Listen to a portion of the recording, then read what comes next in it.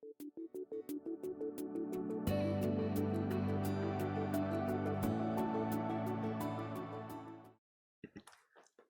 evening. Good evening and welcome. Mill Valley Zen International. Nice to see you all.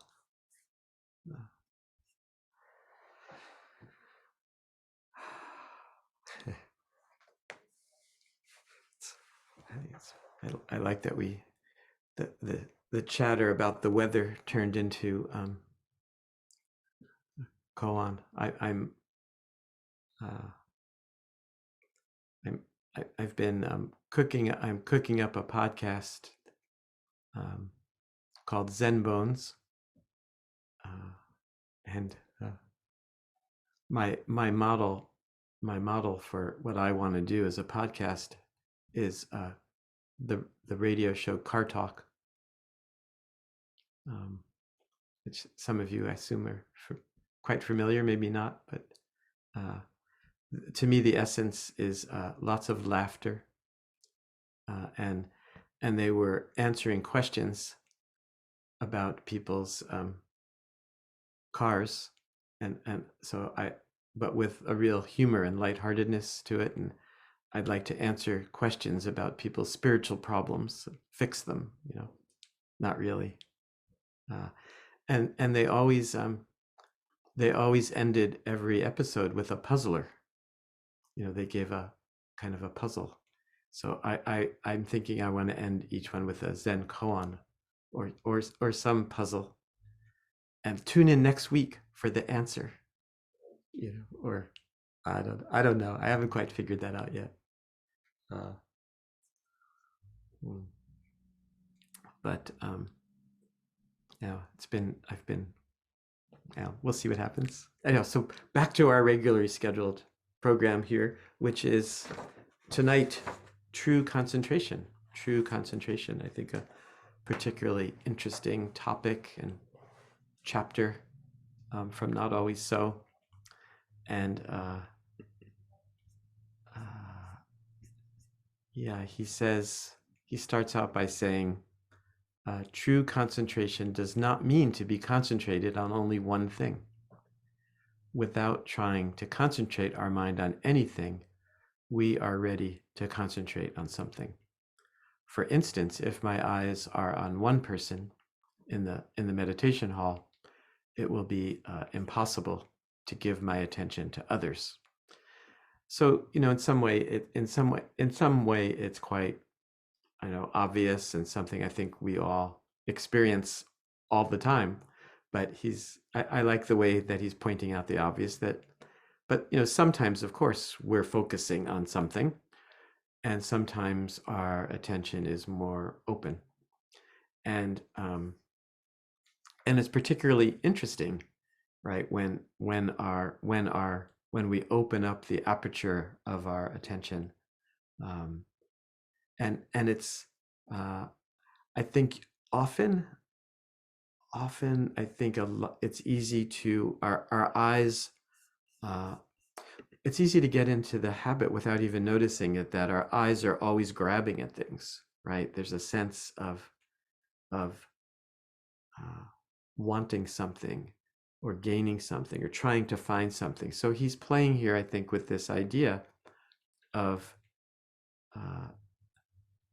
attention without trying to see something, without focus, like to notice that, and to actually give some room and some space to that kind of seeing, or it's even beyond that kind of hearing, that kind of perceiving, a kind of he often uses, he's not using it here, this expression, but the expression, no gaining idea, not trying to get something. But I think of that, what he's talking about here is experimenting with opening our attention so that there's no sense of trying, or no sense of without any gaining idea. And he says, right, so when I practice meditation, I'm not watching anybody. And then if someone moves, I can see them, right? So that's just an interesting part of our attention when we're, when our and I it's I think our it's amazing how we are built attention wise, right? That if you're how we can spot, an animal moving or any movement, especially I think especially if it's anything related to danger, um, like we it's amazing our ability to pick things up. But even, he's describing, you know, sitting in a meditation hall with a room full of people who are all sitting still, and how by not watching anyone, how clearly we can pick up any kind of movement in the room. Just kind of interesting playing with that idea. And then he goes on to say, he talks about the Avalokiteshvara or Kuan Yin, or the Bodhisattva of compassion, that is pictured as having 100 hands. It's like the hands uh, limitless, relieving the suffering of others, relieving limitless helping. And he says if she concentrates only on one hand, then the 999 other hands will be of no use, right? So this also, I think he's kind of saying that uh, that we can actually help by opening our minds, opening our sense of healing. It's interesting. Even often people, there's a question like monastic practice, right? The practice of going off and this kind of deep, sincere practice in a monastery. How is that helping, right? Why aren't you out there actually doing something? Well, I understand that, and there's also, I think, something about like uh, this is kind of a radical practice of ex- deepening our sincerity, right? Deepening our sincerity. Even, it's a little bit like, right? There's two maybe different kinds of practice. One practice is actually using your hand, right? So, this bodhisattva of compassion sometimes needs to get in there and use one hand or several hands. But he's saying, what about this kind of wider sense of letting all that go, and how and allowing this kind of wider perspective on helping. And then he goes on to say, from ancient times, the main point of practice has been to have a clear, calm mind in whatever you do. When you eat something good, your mind should be calm enough to experience the labor of preparing the food and the effort of making the dishes, the chopsticks, the bowls, and everything we use. With a serene mind, we can appreciate the flavor of each vegetable one by one. We don't have to add much seasoning, so we can enjoy the virtue of each vegetable. So it's interesting. This is kind of like his taking this practice of concentration and extending it to eating.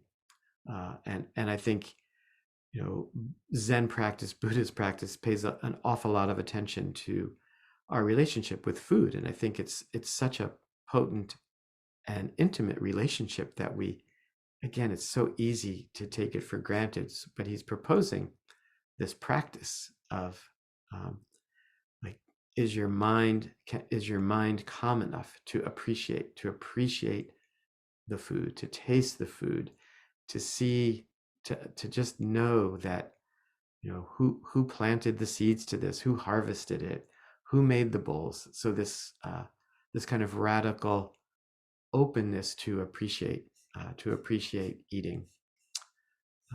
And then he goes, and now he's kind of switching his focus to relationships. And he says, to know someone is to sense that person's flavor, what you see from that person. Each person has his or own flavor. a particular personality from which many feelings appear. To fully appreciate this personality or flavor is how we have good relationships. Then we can really be friendly. Says to be friendly doesn't mean to cling to someone or to try to please them, but to appreciate them. So I think it's a beautiful, to me, beautiful kind of instruction and treatise about relationships and this idea. So this maybe could be, one of the practices for the week. Notice what flavor other people are. What flavor are they? And again, and I think it's not limiting it to our, when you say flavor, we might come up with our categories, but no, not maybe beyond categories, limitless flavor, and noticing how people's flavor changes, and how it changes maybe through our particular, what's your flavor? What flavor are you seeing the world through? But mostly I think he's emphasizing appreciating people, really opening our minds and hearts to appreciating people. And then just a couple other things from this chapter. He says, at this time, you are you yourself. You settle yourself on yourself. With this practice, we have freedom. But it might not be the freedom that you mean by freedom. So he says, to attain freedom, we cross our legs, we keep our posture upright, and we let our eyes and ears be open to everything. This readiness or openness is important because we're liable to go to extremes and we stick to something in ways that we lose our calmness or mirror-like mind. And he says the difference between the art of Zen and true Zen is that you already have true Zen without trying. When you try to do something, you lose it. It's always it's funny how a lot of people kind of make fun of that. You're like, there's the Yoda, right? There's no trying, there's only doing. And but of course there is trying and there is doing, but this is kind of playing with this sense of effort and effortlessness. And then one other thing that really jumped out at me, there's again, there's a lot that I'm not touching on from this talk, but he says, when you evaluate yourself with a limitless measure, each one of you will be settled on your real self. And this reminds me of a coaching client that I once worked with a long time ago. He was a scientist who showed me he had a notebook of evaluating how he was doing on about 40 or 50 different areas, from sleep and exercise to read. It just went, and he had this, he gave himself every day, he was measuring on a scale of 1 to 10 how he was doing. And I remember suggesting to him that he take all these different criteria and just give himself a 10 on each one, right? That like, and I think in some way this is really what Suzuki Roshi's talking about here, is like, yes, it is valuable to evaluate how we're doing and to pay attention, but he's suggesting this kind of letting that go and this limitless sense of kind of radical acceptance. And I want to end with a poem. This is a poem by Jane Hirschfield called A Room. A room does not turn its back on grief. Anger does not excite it. Before desire, it neither responds nor draws back in fear. Without changing expression, it takes and gives back. Not a tuft in the mattress alters. Windowsills evenly welcome both heat and cold. Radiators speak or fall silent as they must. Doors are not equivocal. Floorboards do not hesitate or startle. Impatience does not stir the curtains. A bed is neither irritable nor rapacious. Whatever disquiet we sense in a room, we have brought there. And so I instruct my ribs each morning, pointing to hinge and plaster and wood. You are matter as they are. See how perfectly it can be done. Hold one day more what is asked. And I can share that poem. I thought it was a good poem about concentration, true concentration.